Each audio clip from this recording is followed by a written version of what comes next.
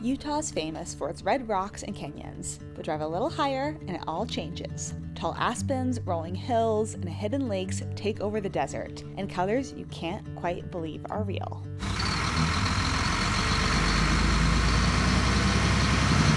We're Jacob and Alyssa. We've been on the road full-time in our EarthRoamer since earlier this year, and after finishing our toughest trail yet, the Rimrocker, we decide to skip the Utah parks and chase some fall colors somewhere new, Fishlake National Forest. So we turned a corner and it was like everything went bam with color. There was no foliage, and now there's foliage everywhere, and it's like the most beautiful yellows and oranges, greens, and a little bit of reds that I've seen in a really long time, I think. This is pretty spectacular.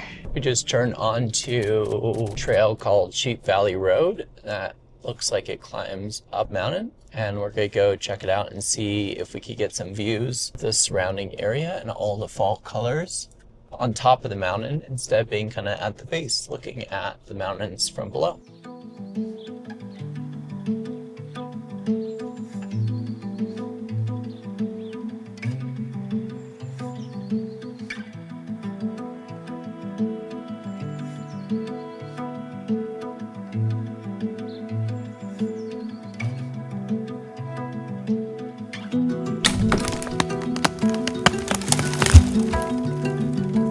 So the DJI drone normally is super good at sensing obstacles, staying out of the way while it's doing active track, but today it failed and it's in a tree, that tree. So the game plan is Alyssa's gonna go try to tackle it and see if she could get it. Do you hear it all? Drones are replaceable, people are not. So I told her be careful, and if needed, we'll just go get in our drone, but it'd be nice to have the footage too. We will see what happens. Branches. You have to break it a little bits off as you go to make your life easier. Getting caught in my hair.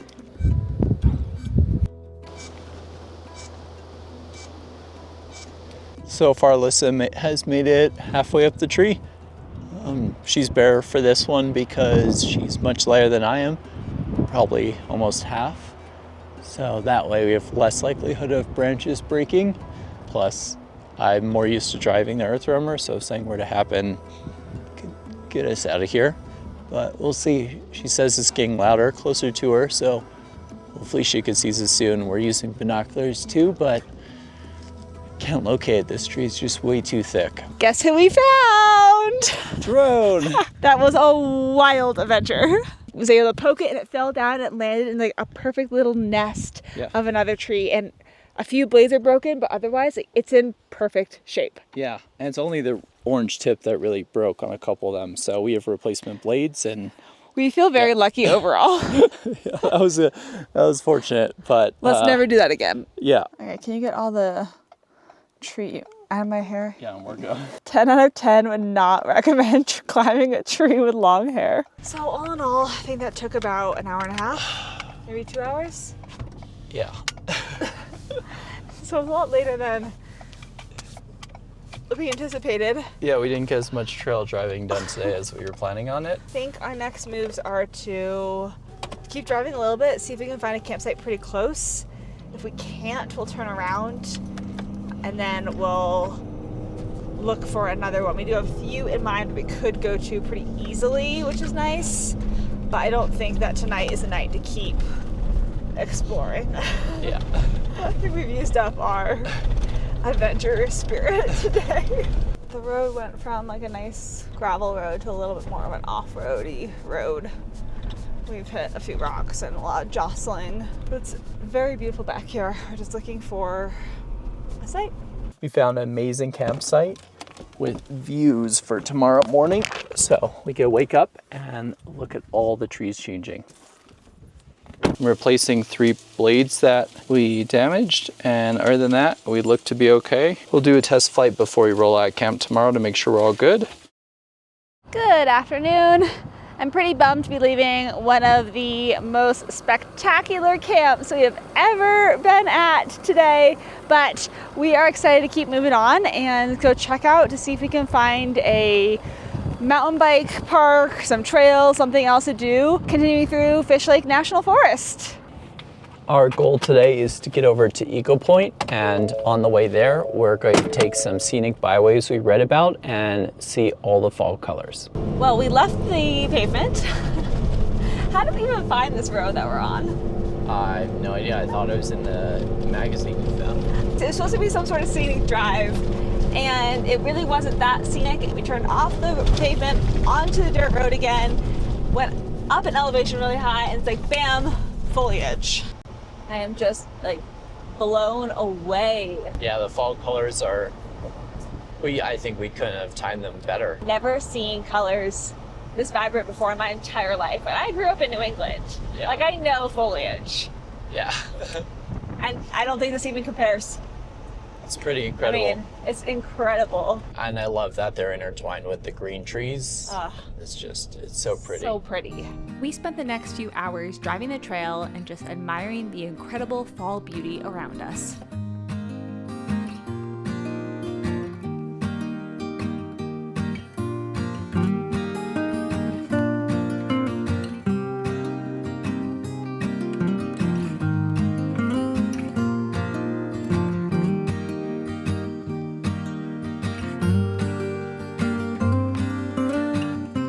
So we are completely regrouping and throwing our plans out the window. We got to the place that I thought we could turn onto to get to this dispersed campsite. It was really not a drivable road, and our only options was that or the resort, and the resort didn't really look like kind of place we would necessarily wanted to stop and pay that much for. And there's really nothing else around here because all of it is ATV trails to get to the other dispersed spots. We found another campsite. It's not dispersed, it is a paid campsite, but at this point it's kind of the only option in this area. Yeah, before we hit the town beaver. It's interesting because the other section, the forest, where we were yesterday and this morning, was all fire roads, and then this is all ATV trails, so it's like a complete opposite. Not what I expected at all, so we're gonna have to regroup definitely on this and figure out what our plan will be. Well, it's a spot. It's not really what we pictured. We're completely out of Fishlake National Forest at this point. Maybe we'll get internet. We work full-time still, right? So that we have to make sure wherever we stay that night, we can stay all day the next day and get strong enough internet for our meetings. I'm not sure we could even level at this campsite at all. Lake is very swampy. I don't know.